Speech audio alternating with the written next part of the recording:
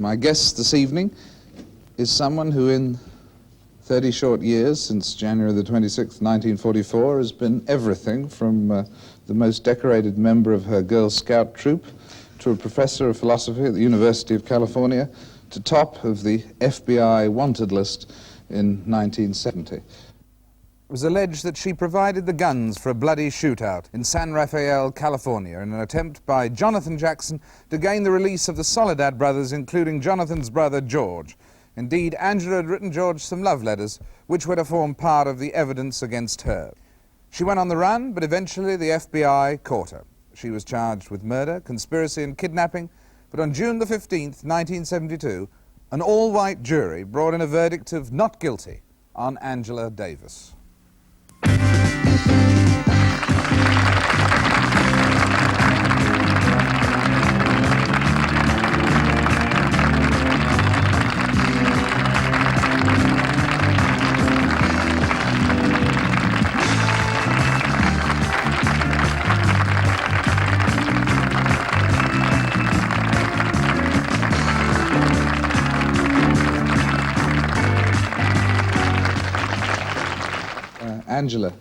Angela Davis. I want to cover the whole of your life and indeed your future as well in the course of the program. But I'm going to that most spectacular of all titles, really, and the one, of course, that really first brought you to the attention of the British public.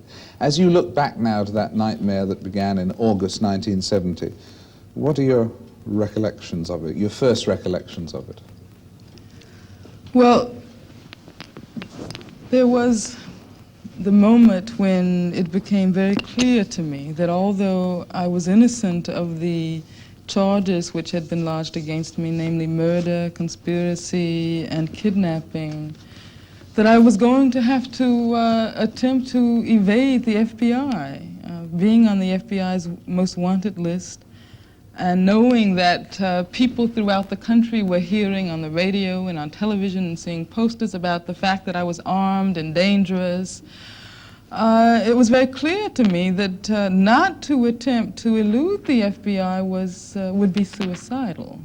In fact, one of the jurors during the voir dire of the trial, when asked whether or not she would feel biased towards me because I did not immediately turn myself in, she said that she thought that she herself, had she found herself in that kind of a situation, would have also made herself, quote, unavailable to the FBI for a while. I love make oneself unavailable to the FBI. But it's like helping with their inquiries, which is the phrase they use in England. But what was exactly the timing that day that the shootout occurred at what time in the afternoon? In around noon, I think it was. And you didn't hear about it till the evening? No. And you were then at Friends, you weren't holed up as yet, as it were, but you then went into hiding immediately, really? Yes. Well, let me tell you, because what time did they say you were wanted? Well, they did not say anything that day. Where in the procedure between the shootout and your hearing the news and so on, when did you hear for the first time or realize that Jonathan Jackson had used your guns? I mean, when did you suddenly realize with horror that fact? Well, it was, I think the next day or that evening that I became aware that, my weapons had been used. But you see, the guns that I had, and it's probably necessary to try to explain why it was at that particular time in the history of this country and the history of California that it was necessary to be armed. I think that is important. Okay. Because, you see, the experience that I had had, for example, at UCLA when I was a professor there was a very devastating kind of experience. To have to expect every single day that there would be threats called in to the office of the philosophy department, to have the police come into my classroom telling me that they have some indication that someone may try to shoot me before I leave the campus, so that they are charged with escorting me off the campus to make sure I didn't get shot on the campus. I don't know whether they cared too much of, that what might have happened once I left. People tend to just be worried about their own premises, right? And to be followed by the police. The police, followed me, harassed me. Once I had a $2 parking ticket that I hadn't paid. They stopped me on the streets, handcuffed me, took me to jail. And so, at any moment there could have been the kind of incident that could have been, very tragic, not insofar as my own life was concerned, but insofar as the life of my friends and comrades. And so at that time, the members of the Communist Party collective, of which I was a member, the Che Lumumba Club, there were those who did learn how to use weapons, who did learn how to shoot, because it was for our own protection. And of course, we would never utilize the weapons in any way except as in a posture of self-defense. So you didn't turn yourself in, but I mean, you decided, in fact, to go into hiding before, in fact, the FBI. How long did it take the FBI to actually say you were wanted? Well, I think the federal warrant, which was issued on August 12th. 5 days later. Yeah. Yes, 5 days. And you were still in hiding then in Los Angeles? Yes. Now, I am fascinated. Eventually, you were caught up with, or that's not correct grammar, up with, I was you were arrested. caught. Yes, no, but I was thinking Churchill said, yes, that's better, that's better. Professor's command of the language. But now, in that period in between, how does one, with no experience of it, play hide and seek? I mean, it is just, whether you're the Scarlet Pimpernel or Angela Davis, that is fascinating. How did you do it? It was a very, very trying period. Well, for one thing, I was very deeply affected by what had happened, and I was very close to Jonathan and the entire family of George Jackson. So I was, of course, very, very upset because of his death. And then having to, try to find some way to elude the FBI, and, not knowing who was a possible agent, or seeing, there's a certain type that looks like a policeman. And, every time I saw it, it could be a businessman as well, I guess. Yeah. And, at every moment virtually outside, in restaurants, and, everywhere I was, constantly feeling that fear. It was, one of the most incredible period of my life. And in a sense, after, going through all of that, because I was in Chicago and in Detroit and New York and Miami. Anywhere else too? Not as I recall. What, do you have other information? No. Maybe you know something I don't know. Listen, I don't think anyone knows exactly where you were, including the FBI. Did they nearly, how many times did they nearly catch you? I don't know. There were at least 1 million times when I thought the FBI might be on the verge of catching me. I don't know how many times I was correct or not. But must have been it was, extraordinary. as I was going to say, even though when I was actually arrested, that was a very frightening moment. At the same time, I had a sense of relief, because knowing that at last, at least the flight was over, that period of it was over. And by that time also, and I had lost contact with people. I really didn't know what was going on among, in the movement, in the party. And so the night I was arrested, the day I was arrested, I was sitting in a little cubicle waiting to be examined by some senile jail doctor, when a prisoner comes in and she says, "Are you Angela Davis?" And I said, "Yes, I am." And she had just come in from the outside, from court. And she said, there are a lot of people outside, all different kinds of people. There are black people, and there are Puerto Ricans, and there are white people, and there are young people, and there are old people, and they're chanting Free Angela Davis. And she said, if you be quiet for a second, perhaps you can hear, the chants. And sure enough, I could, sort of vaguely hear from on the other side of the walls, people chanting Free Angela Davis. And that really made me feel good. Right, I understand it. And talking of someone, you mentioned George Jackson, some of the most, passionate, but some of the most expressive of the prose you've ever written were in your letters to George Jackson. There was one thing you wrote about concerning black women. You said, only a fighting woman can guide her son in the warrior direction. In Cuba last summer, I saw some very beautiful Vietnamese warriors, all female. I saw women patrolling the streets with rifles on their back, defending the revolution. Also young compañeras educating their husbands and lovers, demythologizing machismo and so on. Do you still feel, as you did when you wrote that getting that across to black women is one of the most urgent things? Well, no, I don't know whether you read the entire letter.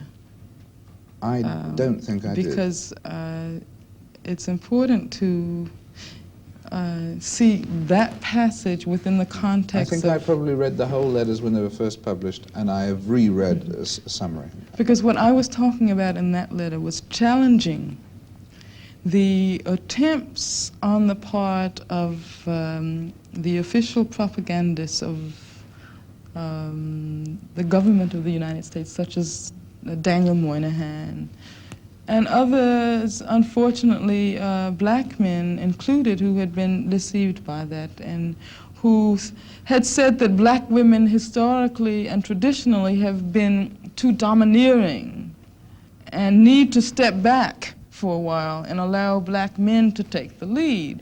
Now, it's not true that black women have been domineering in the sense in which Moynihan says, in the sense in which others say, namely that it has been a castrating experience for black men. It is true that black women have fought almost always alongside their men and have Immensely struggled. matriarchal society in some ways, but not in the sense that you were looking for, you mean? Pardon me? Matriarchal, the black society in some ways, but not in the ways in which you were talking. No, I don't think, I disagree with the use of that term, matriarchal. In any event, in that letter, what I was trying to do was, because George also had I think, been, unfortunately, had misunderstood some of those things, and later he agreed with me that, after after I wrote that letter and made other comments about the real role of black women historically and the leadership roles that black women must play now, not only black women, but all oppressed women. And sometimes, you see, the problem is that when you live in a society which is so thoroughly male supremacist in its attitudes, a woman who does not fit the traditional stereotypes is considered to be something strange. And, I think that it's very necessary to link the struggle for the emancipation of women with our struggles against racism, with our struggles to abolish capitalism. And that's what I was trying to get at. In the same letters, there. you said, my mother was overly protective, you said, of her sons and daughters. I could never forgive her for forcing my brothers, us to take dancing lessons. Why did you pick on that example?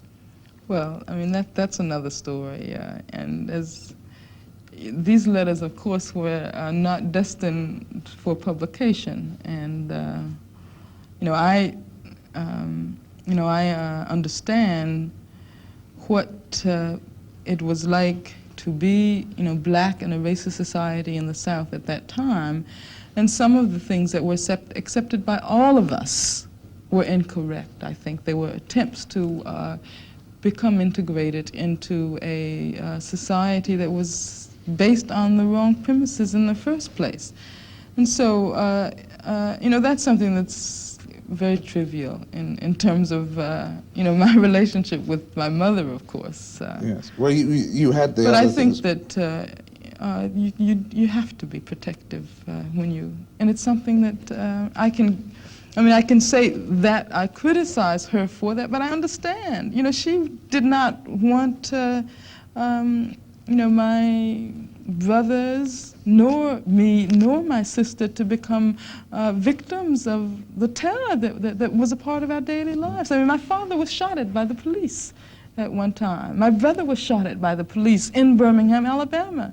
And so, that's a kind of an instinctive, maternally instinctive response. Of course, you're right in saying, I mean, although they were published everywhere and they were in court and reprinted and so on, it is a hideous thing when private love letters get published, and I trust certainly that it never happens to me, and certainly not in those circumstances. But nevertheless, they were brought up in court as evidence and so on, and you said that the very use of them was typical male chauvinism, or that was the sort of... It was really interesting when the prosecutor read those letters, which he considered to be the core of his case, because, after the movement developed to the extent to which it did, he withdrew all of the political evidence, because and the dynamics of the trial was interesting, because what we did eventually was to put the prosecutor on trial. He was the one who said to the jury many times over, Angela Davis is not a political prisoner. She is not being tried for her political activities. He withdrew my speeches, which formed the core of the case at first. The fact that I was demanding a mass movement to free the Soledad brothers, he tried to distort that into complicity in a conspiracy to free them by force. Now, he was left finally only with the letters. And when he got up to read them, well, first of all, he stumbled. And some of the words he wasn't able to pronounce correctly. What words? And then, you just said demythologizing. Some things like that he sort of stumbled over. But then it seemed as if in the process of reading the letters before the jury, he suddenly became aware that the letters not only did not prove his case, but were exculpatory in the sense that there were statements there in which I said that the way to freedom is not an individualistic escape. We have to talk about organizing all of our people. And when he said these things, he'd sort of stop and he'd take his handkerchief out and wipe his face and sort of shake his head and go back. And the forewoman of the jury, by the way, with whom I have become friends subsequently, said that when they went back, people having heard the letters as being the high point of the trial were just, it was so anticlimactic, because they were waiting for the thing that was going to prove me guilty. And there was, instead they found the evidence of my innocence in those letters. Well, because of the depth of your feelings. Yes, and because of the things that I said about the need to organize a movement. All of us in the Soledad Brothers Defense Committee, we were talking about bringing masses of people into a movement to free the Soledad Brothers by getting them to send telegrams, sign petitions, participate in demonstrations, participate in marches, attend rallies. This was what we were talking about. This is what we felt would free the Soledad Brothers. This is what we feel is going to free, all politics. This is what freed me, and this is the way we develop our movement against repression, in the prisons. I think people were very, as I said, the letters were very passionate letters when you were expressing your beliefs as well as when you were talking personally and so on. And they were all referred to in the press as love letters and so on. Would you call them love letters in the traditional sense of the word, or was the love that you were expressing purely a philosophical sharing of ideals, or was it a personal thing too? Well, most of the letters, of course, and most of the content of each letter dealt with problems that we were discussing in the movement, the limits of nationalism as an ideology for liberation, the problem of black women, the role of the black bourgeoisie in the struggle. Those were the kinds of things that were discussed in those letters. But there also was a personal dimension to them, because in the process of becoming involved in that movement and becoming very close with the families of all three of the brothers, Fleda and John, as well as George, I began to know them as human beings, and in particular, I began to, learn to know George. We corresponded a great deal. Learned to know him also through his mother, his father, his sisters, his brother Jonathan, and I developed a very great affection for him, not only as the political leader, which he was, but also as a human being, as a person. And I think and that was something which strengthened my commitment to build the movement to free the Soledad brothers. It didn't change anything. It didn't change my ideas on what had to be done to free him. It only made me all the more determined to build that movement to free him. The prosecutor, on the other hand, tried to use a trick, I think, in attempting to call upon male supremacist attitudes towards women, namely that women are incapable of acting logically and rationally, and if a woman is involved in any way on a personal level emotionally with the man, then she will do anything, she will act, only according to the dictates of her emotions and her passions. And so he tried to present me before the jury as a person who was a victim of my emotions and my passions, and it didn't work because there were women on the jury who felt very offended that this would be the way in which he would also portray them. Were they the ones to stand trial?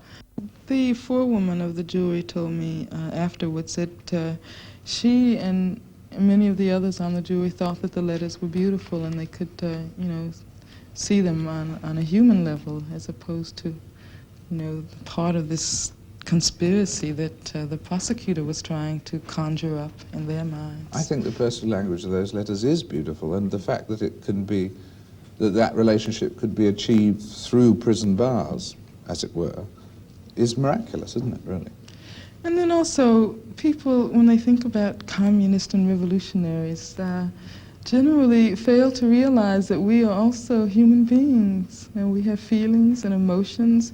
And the reason why we're involved in the struggle is because we feel that all people, regardless of their color, and all working people, black, white, red, yellow, brown, have the right to live decent human lives, have the right to develop their talents and their creativities, and have the right to be happy and have the right to love. And that is why we want to change the society, so that our people are not involved in a situation where they have to think constantly, we have to think constantly about, where is the money coming from to feed my child? Where am I going to get the milk from to keep my child from starving tomorrow?